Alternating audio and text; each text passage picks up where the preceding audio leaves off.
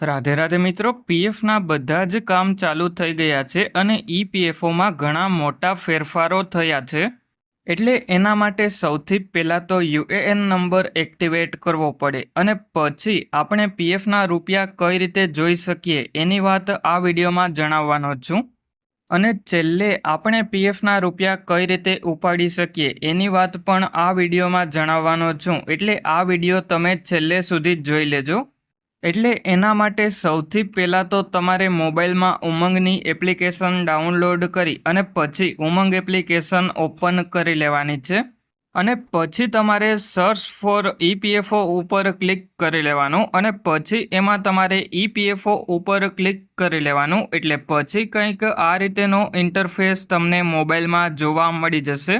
અને એમાં તમને એ જોવા મળી જશે કે યુએએન એક્ટિવેશનની પ્રોસેસ હવે ઉમંગ એપ્લિકેશનમાં ચાલુ થઈ ગઈ. એટલે હવે આપણે નીચેની તરફમાં યુએએન એક્ટિવેશન ઉપર એક વખત ક્લિક કરી લઈએ. અને પછી તમને સૌથી પહેલાં તો તમારો યુએએન નંબર ખબર હોવો જોઈએ. એટલે તમારે સૌથી પહેલાં યુએએન નંબર એન્ટર કરી લેવાનો અને પછી નીચેની તરફમાં આધાર કાર્ડ નંબર તમારે એન્ટર કરી લેવાનો.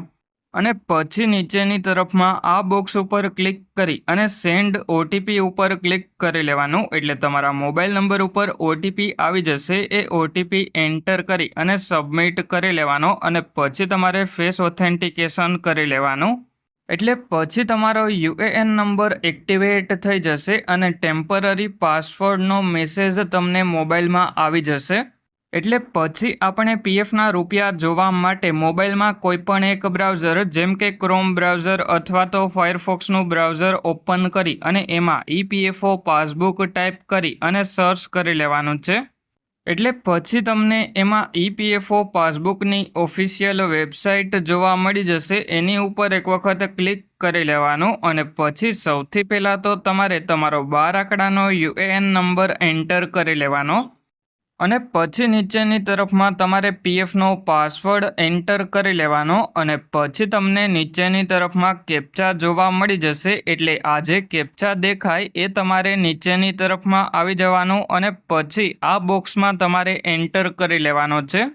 અને પછી નીચેની તરફમાં સાઇન ઇન ઉપર ક્લિક કરી લેવાનું છે. એટલા માટે હવે હું યુએએન નંબર અને પીએફનો પાસવર્ડ એન્ટર કરી અને પછી સાઇન ઇન ઉપર ક્લિક કરી લઉં. એટલે પછી તમે પીએફની પાસબુકમાં લોગિન થઈ જશો. એના પછી ઈપીએફઓ તરફથી એક નોટિસ આવેલી છે કે જે પહેલાંના પીએફના રૂપિયા જમા થયા હોય એ માઇગ્રેટ કરવાના બાકી છે. એટલા માટે તમને અત્યારના પીએફના રૂપિયા જોવા મળી જશે પીએફની પાસબુકમાં. અને જે પહેલાંના વર્ષોના પીએફના રૂપિયા જમા થયા હોય એ માઇગ્રેટ થઈ જશે અને પછી અપડેટ થઈ જશે અને આ પ્રક્રિયા ઓટોમેટિક થશે. એટલા માટે તમારે ચિંતા કરવાની કોઈ પણ જરૂર નથી. અને હવે આપણે ટોટલ અવાઇલેબલ બેલેન્સ નીચેની તરફમાં જોવા મળી જશે. અને હવે ઉપરની તરફમાં આ 3 લાઇન ઉપર એક વખત ક્લિક કરી લેવાનું છે.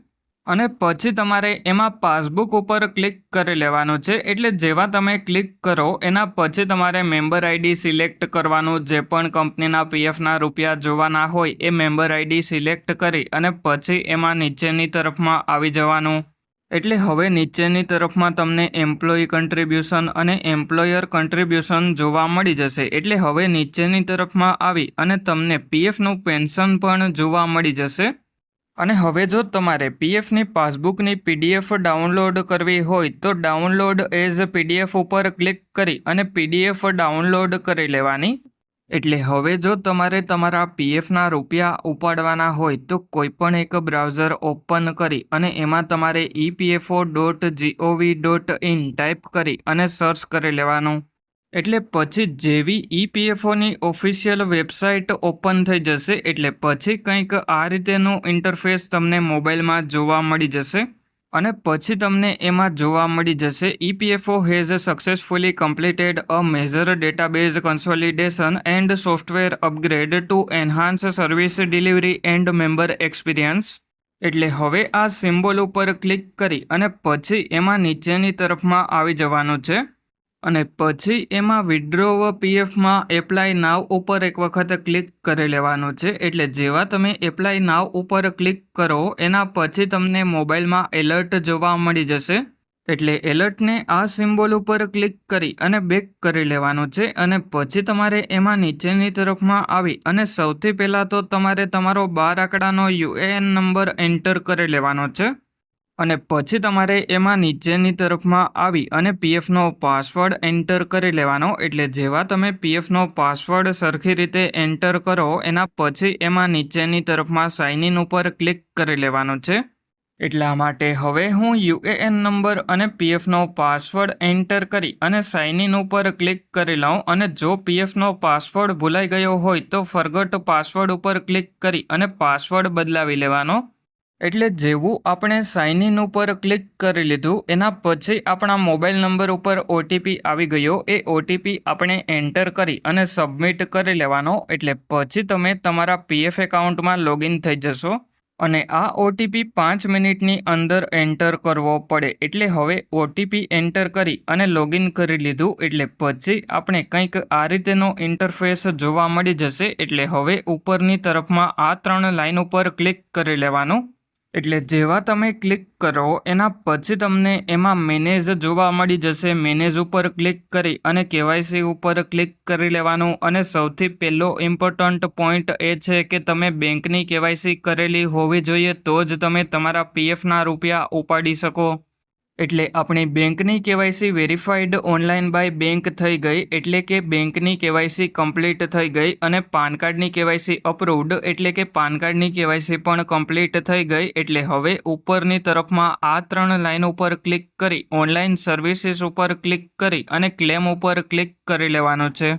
અને પછી તમારે આ બોક્સમાં જે પણ બેંકની કેવાયસી તમે પીએફ એકાઉન્ટમાં કરેલી હોય એ બેંક એકાઉન્ટ નંબર એન્ટર કરી અને પછી ચેક ઉપર ક્લિક કરી લેવાનું છે.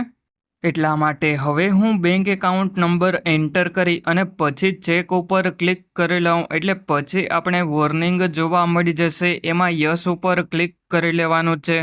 એટલે પછી આપણો બેંક એકાઉન્ટ નંબર વેરીફાઈ થઈ જશે અને બેંક એકાઉન્ટ નંબરની બાજુમાં વેરીફાઈડ લખેલું જોવા મળી જશે. એટલે હવે નીચેની તરફમાં આવી અને પ્રોસીડ ફોર ઓનલાઈન ક્લેમ ઉપર ક્લિક કરી લેવાનું છે. અને પછી તમને એમાં સિલેક્ટ ક્લેમ ઓપ્શન જોવા મળી જશે. એની ઉપર ક્લિક કરી લેવાનો છે. અને પછી જો આપણી નોકરી ચાલુ હોય અને પીએફના રૂપિયા ઉપાડવાના હોય તો એના માટે પીએફ એડવાન્સ ફોર્મ 31 સિલેક્ટ કરી લેવાનું. એટલે જેવા આપણે પીએફ એડવાન્સ ફોર્મ 31 સિલેક્ટ કરી લઈએ એના પછી નીચેની તરફમાં સિલેક્ટ સર્વિસ ઉપર ક્લિક કરી લેવાનું. અને પછી જે પણ કંપનીના પીએફના રૂપિયા ઉપાડવાના હોય એ કંપની સિલેક્ટ કરી લેવાની. એટલે જેવા તમે કંપની સિલેક્ટ કરો એના પછી તમારે નીચેની તરફમાં સિલેક્ટ એડવાન્સ પેરા ઉપર ક્લિક કરી લેવાનું. એટલે જેવા સિલેક્ટ એડવાન્સ પેરા ઉપર ક્લિક કરીએ એના પછી આપણે પર્પઝ સિલેક્ટ કરવાનું થાય. એટલે કે એમાં કયા પર્પઝથી પીએફના રૂપિયા ઉપાડવા એ સિલેક્ટ કરવાનું હોય. એટલે હવે આપણે ઇલનેસ સિલેક્ટ કરી લઈએ. અને જો તમારે કોઈ બીજા પર્પઝથી પીએફના રૂપિયા ઉપાડવાના હોય તો એ પર્પઝ સિલેક્ટ કરી લેવાનું. અને પછી તમારે નીચેની તરફમાં આવી જવાનું અને એ જોઈ લેવાનું કે એલિજિબલ ક્લેમ અમાઉન્ટમાં કેટલા પીએફના રૂપિયા છે. અને તમારે ખાસ એ વાતનું ધ્યાન રાખવાનું કે એલિજિબલ અમાઉન્ટ કરતાં વધારે પીએફના રૂપિયા તમારે આ બોક્સમાં એન્ટર નથી કરવાના. જો તમે વધારે પીએફના રૂપિયા એન્ટર કરી અને ક્લેમ એપ્લાય કરો તો તમારો ક્લેમ રિજેક્ટ થઈ જશે. અને પછી નીચેની તરફમાં તમને એડ્રેસ જોવા મળી જશે. અને જો તમારે એડ્રેસમાં કોઈ પણ ચેન્જીસ કરવાનો હોય તો આ સિમ્બોલ ઉપર ક્લિક કરી અને એડ્રેસ ચેન્જ કરી લેવાનું. અને પછી તમારે એમાં નીચેની તરફમાં આવી જવાનું અને પછી આ બોક્સ ઉપર એક વખત ક્લિક કરી લેવાનું. અને પછી એમાં નીચેની તરફમાં ગેટ આધાર ઓટીપી ઉપર ક્લિક કરી લેવાનું છે. એટલે પછી તમારા મોબાઈલ નંબર ઉપર ઓટીપી આવી જશે. એ ઓટીપી એન્ટર કરી અને સબમિટ કરી લેવાનો. એટલે પછી તમારું ક્લેમ ફોર્મ પોર્ટલ ઉપર સબમિટ થઈ જશે. અને પછી થોડાક દિવસની અંદર તમારા બેંક એકાઉન્ટમાં તમારા પીએફના રૂપિયા જમા થઈ જશે.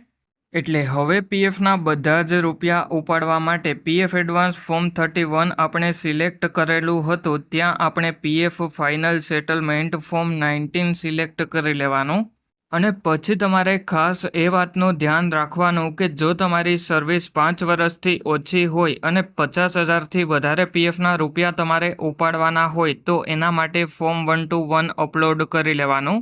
અત્યારે આપણે 50,000થી ઓછા પીએફના રૂપિયા થાય એટલા માટે ફોર્મ 121 અપલોડ નહીં કરવું પડે અને પછી નીચેની તરફમાં તમારે આવી જવાનું અને એડ્રેસમાં જો કોઈ પણ ચેન્જીસ હોય તો આ સિમ્બોલ ઉપર ક્લિક કરી અને એડ્રેસ ચેન્જ કરી લેવાનું અને પછી તમારે એમાં નીચેની તરફમાં આવી જવાનું છે. એટલે જેવા તમે નીચેની તરફમાં આવો એના પછી તમારે આ બોક્સ ઉપર ક્લિક કરી લેવાનું છે અને પછી તમારે ગેટ આધાર ઓટીપી ઉપર ક્લિક કરી અને જે પણ ઓટીપી આવે એ ઓટીપી એન્ટર કરી અને સબમિટ કરી લેવાનો. અને હવે જો તમારે તમારા પીએફનું પેન્શન ઉપાડવું હોય તો એના માટે અલગથી પ્રોસેસ કરવી પડશે. એના માટે આપણે સિલેક્ટ ક્લેમ ઓપ્શનમાં પીએફ ફાઇનલ સેટલમેન્ટ સિલેક્ટ કરેલું હતું ત્યાં આપણે pension withdrawal benefit form 10C select કરી લેવાનું છે અને પછી આપણે એડ્રેસમાં કોઈ પણ ચેન્જીસ કરવાનો હોય તો આ સિમ્બોલ ઉપર ક્લિક કરી અને એડ્રેસ ચેન્જ કરી લેવાનું અને પછી એમાં તમારે નીચેની તરફમાં આવી જવાનું છે અને પછી તમને આ બોક્સ ઉપર ક્લિક કરી અને પછી એમાં તમારે ગેટ આધાર ઓટીપી ઉપર ક્લિક કરી લેવાનું. એટલે તમારા મોબાઈલ નંબર ઉપર ઓટીપી આવી જશે એ ઓટીપી એન્ટર કરી અને સબમિટ કરી લેવાનો. એટલે પછી તમારું ક્લેમ ફોર્મ પોર્ટલ ઉપર સબમિટ થઈ જશે અને પછી થોડાક દિવસની અંદર તમારા બેંક એકાઉન્ટમાં તમારા પીએફનું પેન્શન જમા થઈ જશે. એટલા માટે હવે જો તમારે તમારા પીએફનું કોઈ પણ કામ મારી પાસે કરાવવું હોય તો મારું જે વોટ્સએપ ગ્રુપ છે એની લિંક આ વિડીયોના ડિસ્ક્રિપ્શનમાં જોવા મળી જશે, ત્યાંથી તમે ગ્રુપ જોઈન કરી લેજો. અને હવે જો કોઈ તમારા મિત્રનું પીએફ એકાઉન્ટ હોય તો એમને પણ આ વિડીયો શેર કરી દેજો જેથી કરીને એમને પણ મદદ મળે.